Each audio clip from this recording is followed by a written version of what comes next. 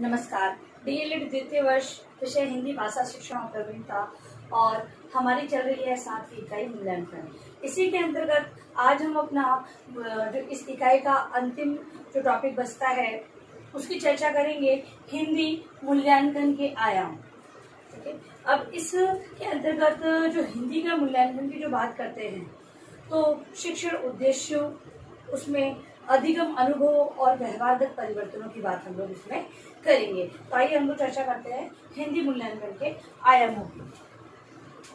मूल्यांकन की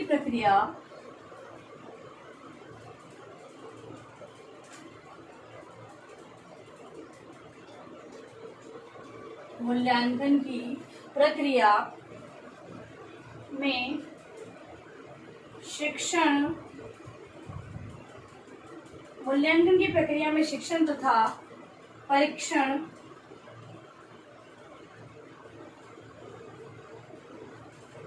साथ साथ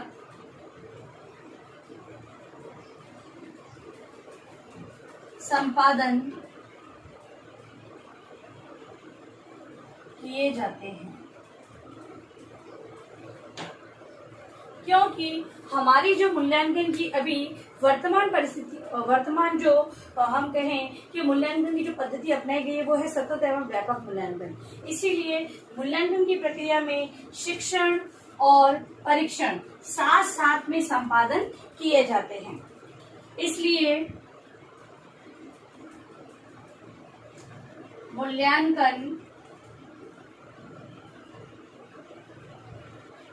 मूल्यांकन का प्रयोग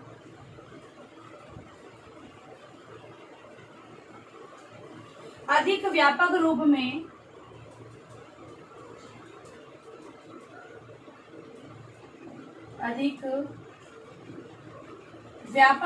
में किया जाता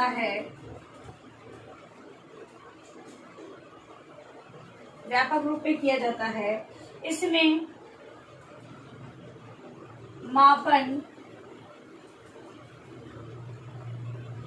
मापन छात्रों की निष्पत्तियों तक ही सीमित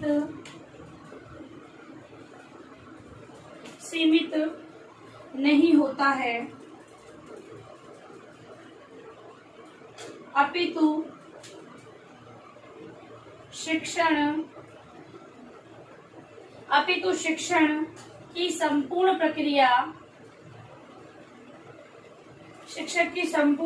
प्रक्रिया का मूल्यांकन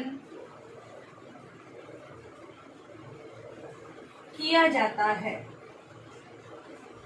समझेंगे बात को कि हम कह रहे हैं कि शिक्षण के साथ साथ परीक्षण चलता है, संपादित होती है क्रिया, और मूल्यांकन का प्रयोग है वो व्यापक रूप में होता है। अब छात्रों की निष्पत्तियां, मतलब उनका जो रिजल्ट होता है, शैक्षिक निष्पत्ति मतलब कि रिजल्ट की बात करें, वहां पर रिजल्ट तक सीमित नहीं है। हमने परीक्षा ली, परिणाम आया, उसी के आधार पर हम लोग बालकों के व्यवहार के परिवर्तन का आकलन नहीं कर सकते हैं। ठीक है।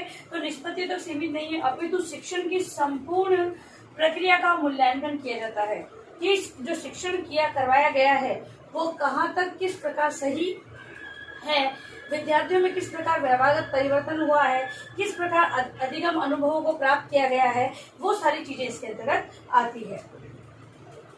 मूल्यांकन में बालक के संपूर्ण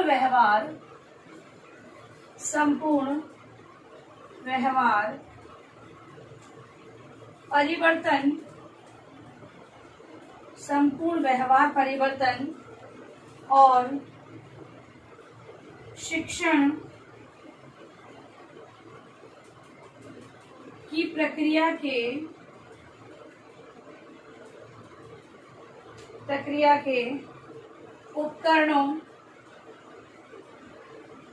उपकरणों एवं विधियों का विधियों का मापन किया जाता है। संपूर्ण शिक्षण प्रक्रिया की बात की जा रही है, इसीलिए इसमें विभिन्न प्रकार के उपकरण जो कि शिक्षण को प्रभावी एवं रुचिकर बनाने के लिए अपनाए गए हैं, शिक्षण को सरल एवं रोचक बनाने के लिए विभिन्न विधियों का प्रयोग किया गया है, उन सभी का मूल्यांकन किया जाता है। इसके अलावा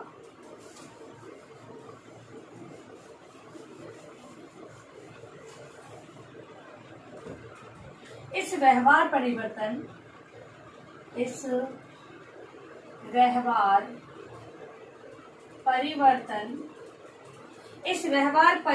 में बालक के ज्ञानात्मक, क्रियात्मक तथा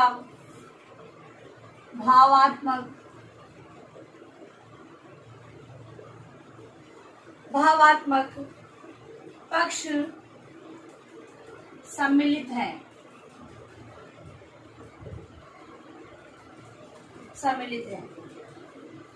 शिक्षा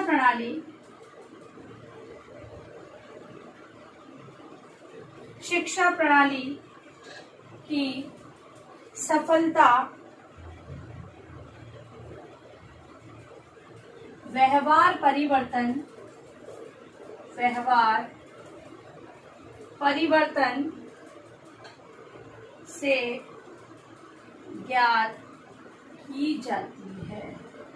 और अंतिम बात देखेंगे कि मूल्यांकन के अंतर्गत व्यवहार परिवर्तन में बालक के ज्ञानात्मक, क्रियात्मक और भावात्मक पक्षों को सम्मिलित किया जाता है, क्योंकि संपूर्ण उसकी शिक्षा प्रणाली तथा बालक के व्यवहार परिवर्तन सभी का मूल्यांकन यहाँ पर किया जा रहा है। शिक्षा प्रणाली की सफलता व्यवहार परिवर्तन से ज्ञात की जाती है। व्यवहार में उचित परिवर्तन के माध्यम से आंका जाता है कि किस प्रकार मूल्यांकन के आधार पर हमने जो उद्देश्य लिए थे वो हमें प्राप्त हुए या नहीं हुए। मूल्यांकन की प्रक्रिया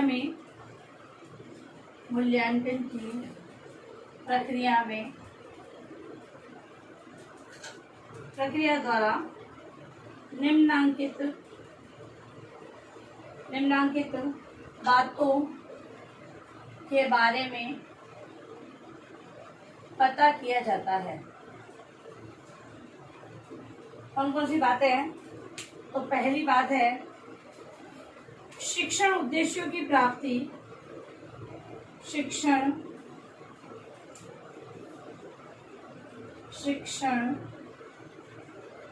उद्देश्यों की प्राप्ति कहाँ तक हुई है।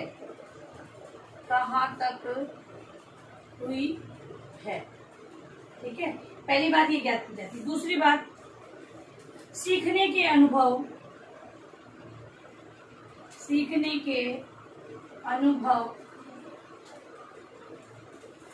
कितने प्रभावशाली हैं।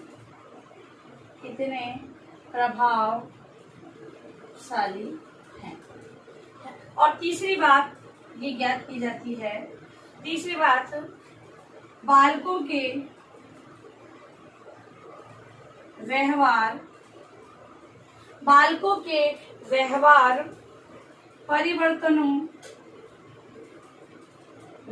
परिवर्तनों के स्तर का मापन किया जाता है।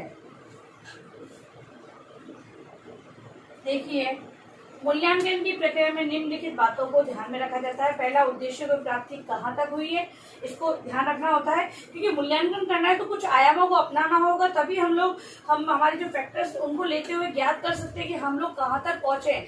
निश्चय करने के लिए पहले हमारी समक्ष सामग्री होनी चाहिए कि हम किस प्रकार परिवर्तन चाहते हैं। तो उद्देश्यों की प्राप्ति कहाँ तक हुई है, सीखने के अनुभव कितने प्रभावशाली रहे, क्योंकि शिक्षण के अंदर विभिन्न प्रकार के अनुभवों को सम्मिलित किया जाता है, वो कहाँ तक प्रभावशाली रहे।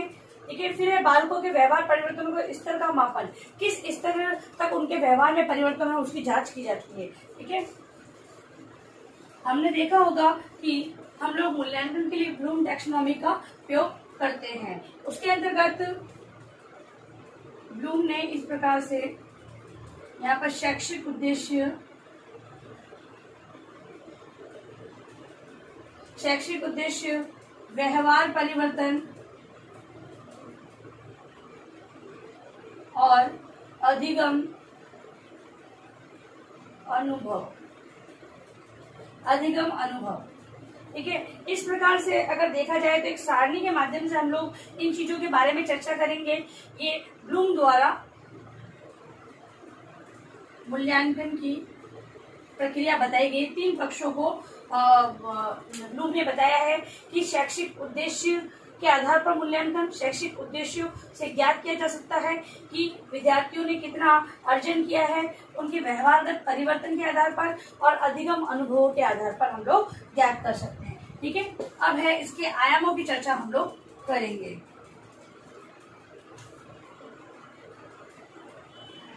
तो इस प्रकार की एक सारणी बनानी होगी, इसके अंतर्गत हम लोग विभिन्न प्रकार के शिक्षण उद्देश्य, पहला कॉलम बनेगा शिक्षण उद्देश्य का,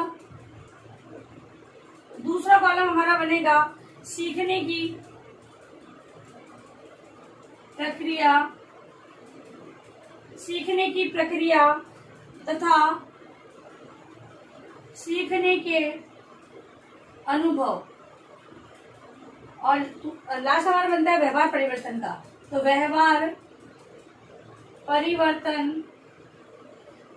परिवर्तन के आधार पर मूल्यांकन, ठीक है। तो ये कॉलम 3 कॉलम इस प्रकार से बनाए जाएंगे। सबसे पहले के अंतर्गत हम लोग ज्ञान को लेंगे। इसे ज्ञान उद्देश्य क्या है? ज्ञान उद्देश्य है। अब सीखने की प्रक्रिया में किन किन अनुभवों को सम्मिलित किया जाएगा? तो व्याख्यान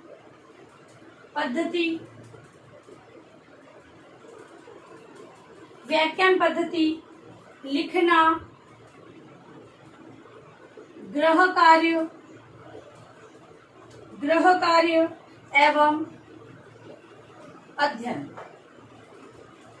और व्यवहारगत परिवर्तन के आधार पर मूल्यांकन किस प्रकार किया जाएगा? तो मौखिक और लिखित। किस प्रकार? मौखिक एवं लिखित मूल्यांकन। ये ज्ञान का पहला आयाम शिक्षण उद्देश्य, ये आयाम का जो हम हिंदी शिक्षण के अंतर्गत इन आयामों के माध्यम से हम लोग विद्यार्थी का मूल्यांकन कर सकते हैं। सबसे पहले शिक्षण उद्देश्यों को लेंगे, फिर सीखने के अनुभव, उसके अंदर व्याख्यान पद्धति है, लिखना, क्योंकि शिक्षण के अंतर्गत इन चीजों को अपनाना होगा। सिखाने के लिए विभिन्न प्रकार के अनुभवों को सम्मिलित करके सिखाना होगा, और जो परिवर्तन देखना है उसके लिए मौखिक और लिखित प्रकार से मूल्यांकन को अपनाना होगा ज्ञान के अंतर्गत। दूसरा है कौशल।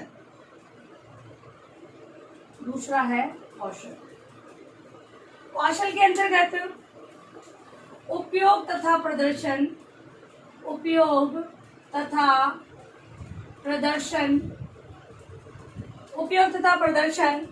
द्वारा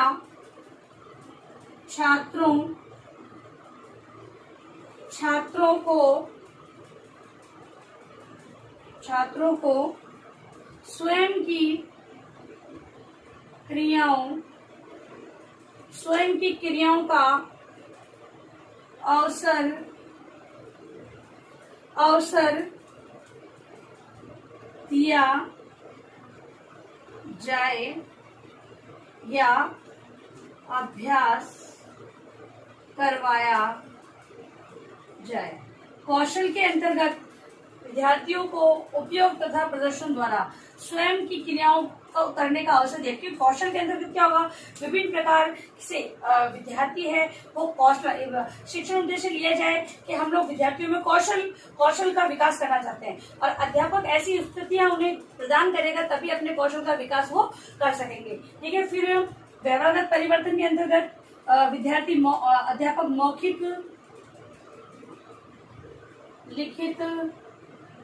मौखिक, लिखित परीक्षाएं लेकर मूल्यांकन कर सकता है। ये था कौशल के आधार पर।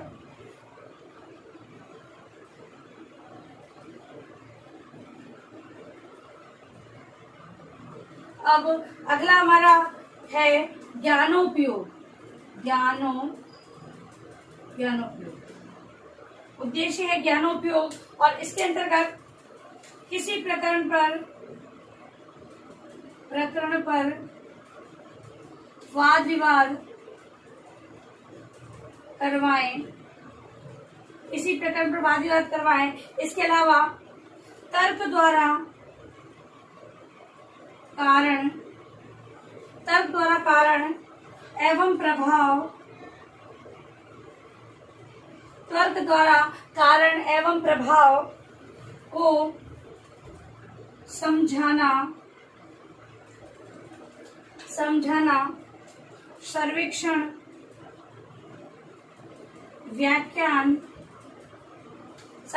व्याख्यान, निरीक्षण तथा उपयोग। ज्ञानोपयोग पर मतलब कि जो ज्ञान विद्यार्थी ने प्राप्त किया है उसका उपयोग वो कहाँ कहाँ पर कर रहे हैं, तो उसको ज्ञात करने के लिए अध्यापक विभिन्न प्रकार की कोई एक प्रकरण दे दे, उसमें वाद विवाद करवा सकता है। तर्क कारण ऐसी कोई समस्या रखे उनके सामने जिससे वो तर्क कर सके, उसके प्रभाव को समझ सके, या फिर सर्वेक्षण, व्याख्यान, निरीक्षण अलग अलग प्रकार से अपने अनुभवों को अपने शिक्षण के अंतर्गत अपना सकता है विद्यार्थियों के व्यवहार में परिवर्तन देखने के लिए। फिर मूल्यांकन के लिए मौखिक, लिखित, प्रयोगात्मक परीक्षाएं और निरीक्षण, इस प्रकार से व्यवहार के परिवर्तन को देखा जा सकता है। और अंतिम हमारा जो उद्देश्य वो है रुचि,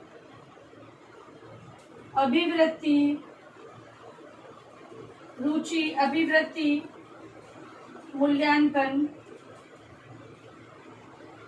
विकास। इसके अंतर्गत जीवन की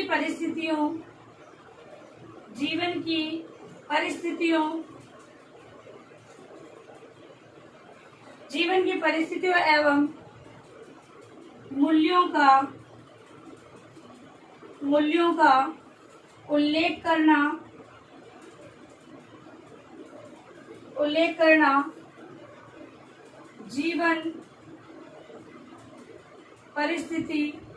जीवन परिस्थितियों एवं जीवन के अनुकूलन का बोध करना तथा इसमें व्याख्यान, प्रश्नोत्तर, कहानी और नाटक। देखिए जो अंतिम हमारी शिक्षण उद्देश्य है वो है रुचि, अभिवृत्ति, उसका मूल्यांकन और विकास। तो जीवन से संबंधित मूल्यों के द्वारा हम लोग विद्यार्थियों के अंतर्गत रुचि, अभिवृत्ति का विकास कर सकते हैं। विद्यार्थियों के सामने ऐसी कोई कहानी प्रस्तुत की जाएगी या फिर उन्हें ऐसे अवसर दिए जाएंगे कहानी कहने के, तो उनमें विभिन्न प्रकार की शब्दवृत्तियों का विकास होगा, क्योंकि पाठ्यक्रम में कुछ शिक्षाप्रद कहानियों का ही समावेश किया जाता है। ठीक है, तो ऐसी कहानियां विद्यार्थी जब कहेंगे तो उनके अंदर विभिन्न प्रकार की शब्दवृत्तियों और रुचियों का विकास होगा। लास्ट है विवरण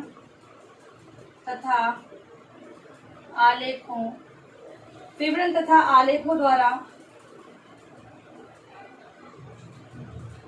अनुपस्थिति मापनी, जो कि राइटिंग स्केल हमारा।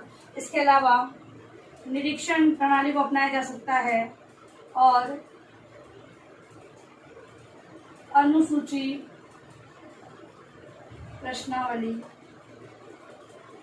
जो कि विभिन्न प्रकार की व्याख्यान है, प्रश्नोत्तर, कहानी, ऐसी जो एक्टिविटी जो करवाई जाएगी उनका जो निरीक्षण का कार्य है, मतलब कि व्यवहारगत परिवर्तन उनका कैसे देखेंगे, तो विभिन्न प्रकार से देखा जा सकता है। ऐसी कोई सूचियां तैयार करके, कोई प्रश्नावली तैयार करके, किसी प्रकार के अंकन के द्वारा, तो अलग अलग प्रकार से इनका व्यवहार परिवर्तन देखा जा सकता है। तो हमने आज हमारा लास्ट टॉपिक जो कि हिंदी मूल्यांकन के विभिन्न आयामों के बारे में बात की है, और ये परीक्षा की दृष्टि से बहुत ही महत्वपूर्ण प्रश्न है, तो आप लोग उसको ध्यानपूर्वक से समझें।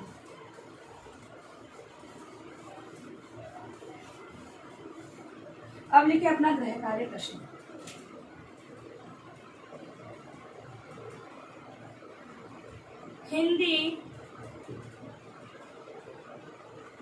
हिंदी शिक्षण में मूल्यांकन के आयामों से क्या तात्पर्य है। ठीक है, अपने उत्तर पुस्तिका में इस उत्तर को अनिवार्य रूप से आपको लिखना है। और अंत में इस महामारी के दौर में कम से कम ये आवश्यक कार्य होने पर घर से बाहर निकले। बाहर जाते तो 3 बातों का विशेष ध्यान रखें। मास्क लगाएं, सोशल डिस्टेंस बनाएं और हाथों को बार बार सैनिटाइज करते हैं। सुरक्षित रहे, सभी का ध्यान रखें। धन्यवाद।